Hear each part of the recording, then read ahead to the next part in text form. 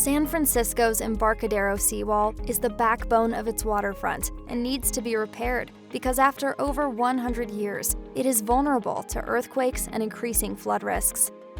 As the Port of San Francisco plans upgrades to this 3-mile-long seawall, it is also studying how new construction may have ecological benefits.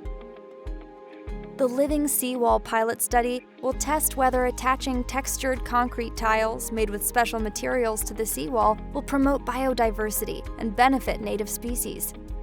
The findings from this pilot study could be used in future seawall construction projects, potentially improving bay habitats on a large scale. The 90 1-foot square tiles and 6 large tiles will be installed at 3 different locations along the Embarcadero and monitored for at least 2 years.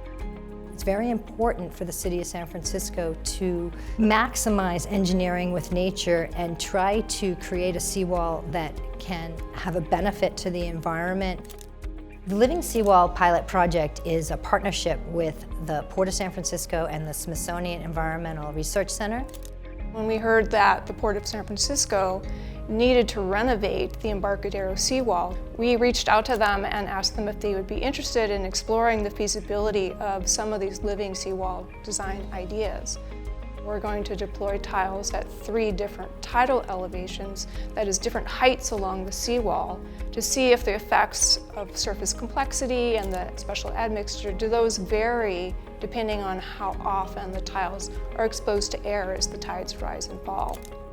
So adding crevices, pits and grooves, microhabitats, some kind of topography.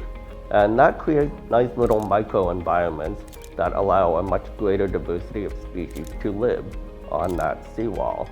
During the monitoring phase of the project, we'll be providing support for the scientist team to access the panels.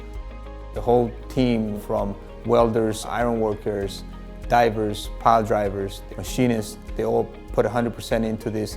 So everybody really came together for this project and it's been a great outcome.